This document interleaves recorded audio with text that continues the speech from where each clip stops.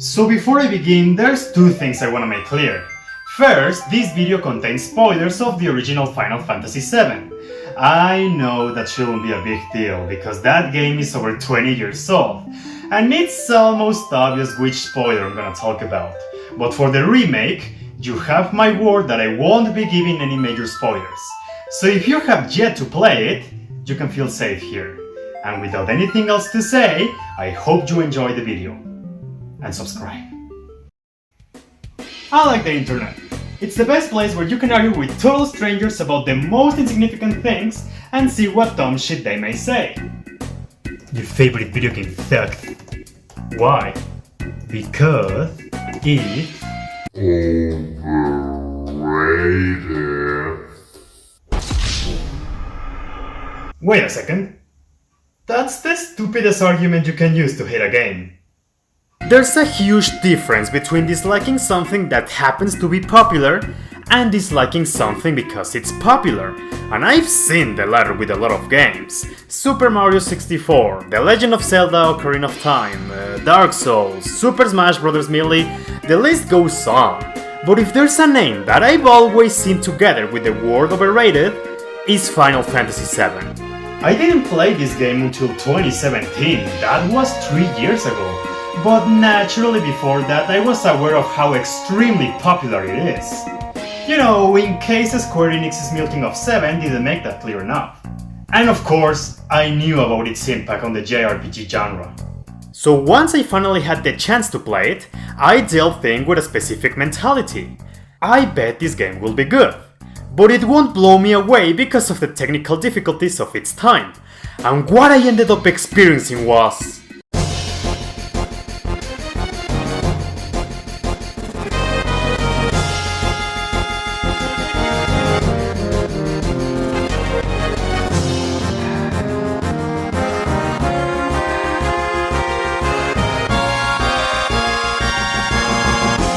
I find it hard to express why I carry so much love for this game. I gave it so much thought, and I think the answer is because it defied my expectations. Just give some thought to what I stated a few seconds ago. I bet this game will be good, but it won't blow me away because of the technical difficulties of its time. And now take for example these two games I previously mentioned, Super Mario 64 and Ocarina of Time. I love them. I always have a fun time with them, and I acknowledge what they did to the gaming industry when they released so many years ago. But they are not even my favorite games on their respective franchises, because they carry problems inherent to their time, and because later entries are more polished and refined. I am not saying 7 doesn't have anything of what I said, because it does. And boy, it does. Okay, you know what? I'll attribute some of my enjoyment to the modern ports of the game, as they do have some really good features. No encounters is extremely useful when revisiting low-level areas. Boosted stats is a godsend for grinding, and the times 3 speed is incredible to make the battles move fast, because oh my god, there's no way I'm patiently waiting for Sephiroth's supernova ability to end. But if we move that aside and focus on the game itself, how did Final Fantasy manage to be better than I hope it will be? Let's start from the smallest to the biggest of impacts. For all intents and purposes, 7 is about what I expected it to be from a gameplay standpoint. It's a JRPG at its core, and it embraces that. Its unique twists are the limit breaks and the materia system. Limit breaks are super straightforward. They are very strong abilities that can turn the tides in battle. Easy as that. The materia system, however, is what gave the combat its uniqueness, because it lets you build your characters in any way you desire, finding new materia, figuring out what each one of them does, and discovering powerful combinations is what brought the fun factor in the combat. And sure, some characters obviously excel more in a specific role than others, and of course this isn't as flexible as a job system, but I like being given the option to build my characters how I want. 7 also works on an active time combat system, meaning that actions can only be taken when a bar fills. And I know this wasn't even a new thing for the series, but it's a system I thoroughly enjoy, because it keeps a constant flow in battle that punishes you for not thinking fast or for not being very well organized. That gives a bigger sense of strategy and urgency, and I really like that. If a combat system can make me feel involved, that's all I really need. The gameplay of 7 wasn't anything particularly new or mind-blowing to me, but it's still a damn enjoyable one that easily achieves the most basic goal of any game: to be fun. And that's just the base of the game for me, because when I play an RPG, I also want to feel something for the world, or the story, or maybe the characters, and 7 gave me that, which I'll get to in a moment. But I think that the main reason as to why I enjoyed all of that so much is because the game has a strong sense of personality. It's hard to explain, but I've said before in this channel that I'm a huge sucker for 2D sprites, because most of the time they age so well that they manage to still look incredible to this day, to the point that sometimes they can convey much more emotion than 3D models. Take in mind, this is a PlayStation 1 title where the animation obviously hasn't aged well, but it was surprising to me how much personality there is in this game despite its outdated nature. And I realized that in this little scene. You just destroy the reactor and get back home. You see your team go into the bar and suddenly you hear gunshots. Barret comes out annoyed, kicking everyone out of the place. And if you pay attention, you can also see Tifa apologizing to the customers for the inconvenience. It's such a small thing, but it's genuinely charming. And Final Fantasy VII is full of those subtle moments that make you enjoy the experience to a higher degree. It's that kind of stuff that don't affect the game as a whole, but help to give it a better flavor. And even those in-your-face moments manage to strike the same effect, because 7 is not afraid to do something out of the ordinary. The motorcycle minigame, the snowboarding section, the chocobo races, the list goes on. It constantly hits you with those events you wouldn't expect to see. I can see why someone might argue that these moments break the pace for being forced to progress, or for being a complete shift of gameplay. But honestly, they don't bother me, and I am willing to bet it's because of the charm this game carries throughout the entire adventure. Given the surface level knowledge I had on Final Fantasy at the time, I wasn't entirely sure of what to expect story-wise, but 7 managed to surprise me. It's a story carrying a theme of nature versus machine, but in the more humane side of things, it deals with topics such as identity and loss, which is reflected by their characters.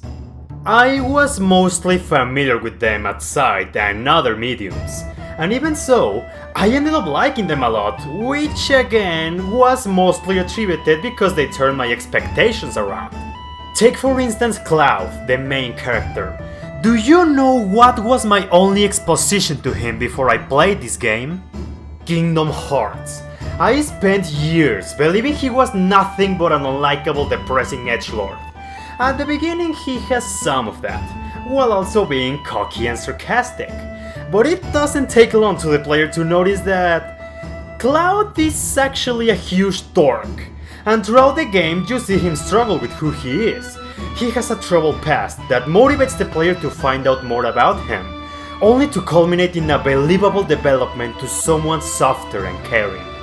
Cloud was one of the main impacts I had with the game, because it turns out that the perception I had of him was false, so him proving that wrong many times was something I love. And it's not just him, because that applies to almost the whole cast. Tifa. I thought she was just the fanservice girl of the game. Then she's shown to be an emotionally shy woman who hides her vulnerabilities by being a constant support to others. Barret is this big man with a gun for an arm and a foul mouth. Yet he alone delivers the entire emotional impact of the Midgar section of the game. And that's how I feel about the cast. They really feel like their own individual being. Some are clearly more involved and developed than others, and I wouldn't even call them the best characters I've ever seen or my favorite part in a JRPG. But every character you see in this image managed to surprise me in one way or another. Yes, even Cait Sith. They made a huge portion of the game for me. So there you have it. That's why I hold Final Fantasy VII in high regards. because I seriously never expected to end up loving it as much as I do. My minimum expectation for it was a fun time, and that's it. So consider this. 7 is one of the most popular games to exist. It's been around for over 20 years. Its influence has reached to those who haven't even played it. With that I also mean that some core elements about the story are known by everyone. And you know exactly what I'm talking about.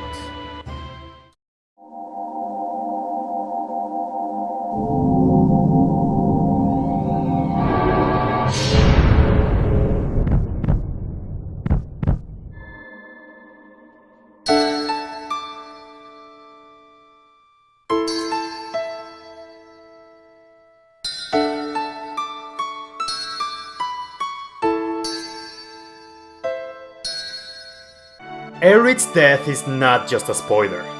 It's THE spoiler everyone and their mother knows about. So why am I making mention of it?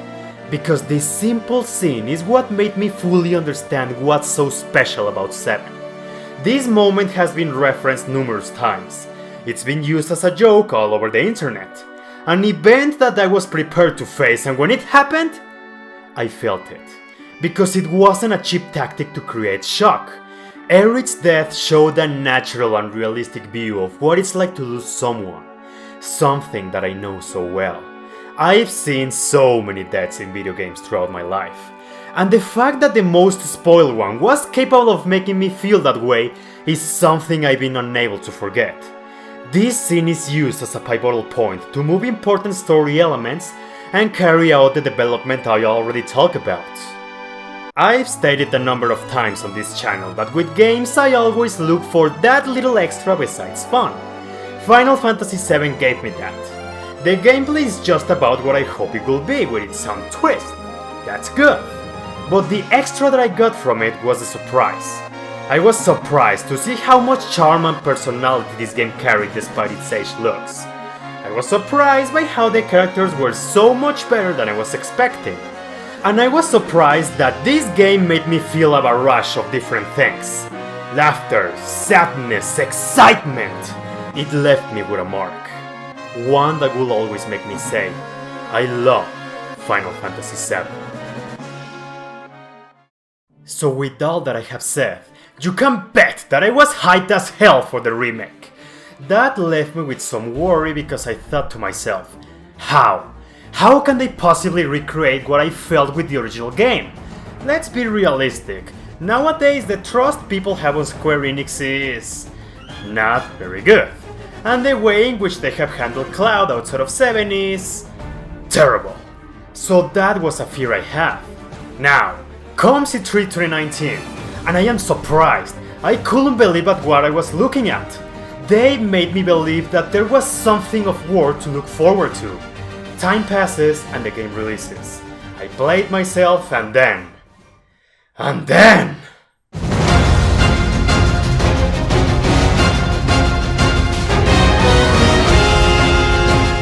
Oh, this game is so...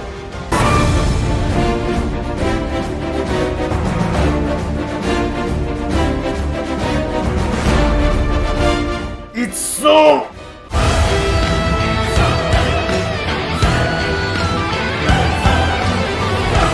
So fucking good! I don't know how they did it. I was optimistic, excited for this game, and somehow Square Enix of all companies managed to deliver. And that's something I can't wrap my head around. I am not saying this because of bias. I say it because Final Fantasy VII Remake is a genuinely great game. So allow me to demonstrate why. The gameplay shocked me on how really good it was. It was very reminiscent of Final Fantasy XV, but with actual challenge. Its unique components gave it a real feel of immersion. The ATB gauge was tweaked a bit, because it now feels faster by throwing normal attacks. A small change that added a deeper level of strategy. It makes you take your time to analyze enemies to find out the best moments to attack and block. But my favorite part is that nothing in this combat system feels less. Everything that is at your disposal will always have a great time to shine. Your materia, your magic, Your skills, they will always come in handy. The game lets your characters move at free will, and this actually influences the flow of combat. This helps to avoid enemy attacks or find weak spots. The summons feel like actual party members. Pressuring is an amazing mechanic that makes the player keep attention to the enemies, so they can perfectly time the best opportunity to leave them open to attacks by staggering them. There's only 4 playable characters, yet all of them are incredibly fun to play as, and still manage to feel super unique by having their own special attacks and weapons. This wasn't a game where mashing one button won you fights, because even normal enemies can mess you up if you take them lightly, unless you were in areas with weaker enemies. The remake offered an incredible learning curve with a difficulty scaling that felt natural. If I died, it was my fault. I prepare better, pay more attention to the enemy attacks, I adapt, and I triumph. The only negatives I'll say are the lock-on system while freely attacking and the camera. They are not very good, as they bring up one of 2 problems. Either you're targeting an enemy you didn't mean to attack, or locking on the right one makes you unable to move the camera at all. Sometimes getting specific angles that will obstruct your view, but those were pretty much my only complaints. I couldn't get too mad because the game perfectly balanced out the difficulty and the reward, and I can't stress enough how true that is. Because when you get good at the game, you get incredible moments like this! Here it comes. Any last words?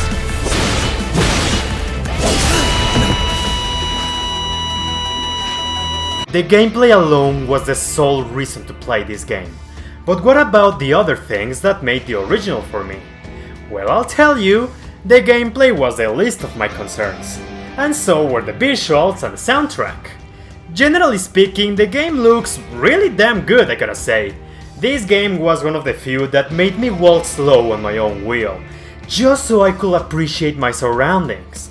There are moments where you can clearly see they took a few shortcuts, and some areas are not as attractive as others. Seriously, one sewer section was more than enough, thank you. But it's not the end of the world. It's obvious that the characters were given the biggest amount of care. They look fantastic! Although there's an obvious clash of styles at times. You have this world filled with people you'll normally see in real life, and right next to them you have 3 cosplayers heading out to the Anime Expo. Although I find that more amusing than bothersome. The soundtrack is spectacular! The original 7 already had an amazing score with iconic songs like Let the Battles Begin, Those Who Fight Further, The Bombing Mission. The remake didn't just give them the modern touch, it added great new bangers.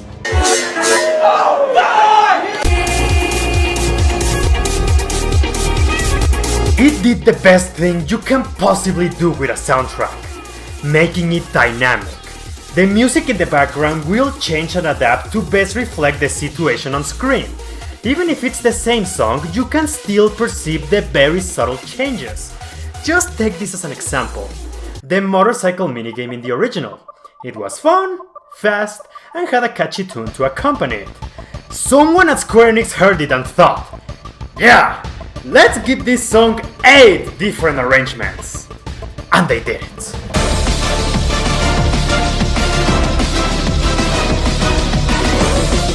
The game was on a streak on making me feel the moment that was happening, and the dynamic soundtrack played a big role in that. Gameplay, visuals, and music. They all checked out for me, but at the same time, they were also the least of my worries for this game, because most of my concerns fell on everything else. When they confirmed that the remake will be released in several parts, with the first one being solely focused on Midgar, you bet I raised an eyebrow. How can you make a game based on the first 7 hours of the original one? Easy, by turning them into a full adventure of 40 hours. They took something that worked in the past and expanded on it. There's new story elements, more fleshed out events, a different perspective of things, a full look at the consequences of your actions, and some superb characterization. That's easily my favorite part about that. If you paid attention, You might have noticed that the video before this one is a compilation of great moments from Cloud in the remake.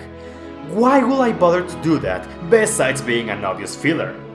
Because I can't stress enough the amazing job that was done with him in the remake. The last thing I expected Square Enix to do was to bring back the real Cloud. And they didn't just do that, they did him better. And not just Cloud, but everyone received the same treatment. Aerith, God, they pull a 180 on her. Shit. Barrett was already one of my favorite characters in the original, and the remake did him 1,000 times better. Oh, the Avalanche members, I can't believe how much I ended up caring for them. The remake did an excellent job in telling you how the characters felt simply by looking at their eyes. And if that's not enough, I could always look forward to great interactions between them. During cutscenes, during battle, while exploring. Their talks ensure that I will never get bored from simply walking around. Where could they be going? Embarking on an adventure to find some treasure? Barrett, I will die for you. And then the game was aiming for more. Because the more I played, the more I noticed the great attention to detail. The same one from the original game. And I mean that literally. Because throughout my playthrough, I was thinking about the little things I liked about Final Fantasy VII. And I was constantly thinking stuff like, nah, there's no way they brought back that insignificancy. Oh, they did. This game has a more serious tone. I doubt that you can still have a squad competition? That's cool, but I bet that no way! They left the option to take the stairs in the Shinra building! And it just kept going. The game was proving over and over it could still bring that charm into the table by doing new things. Oh, that's very cute. He loves cats. Oh, this calls for a song! Barrett, I will die for you. What? What? Actually, that's it. If you want to know what was like for me to play this game in just a few seconds, this is the best way I can show you.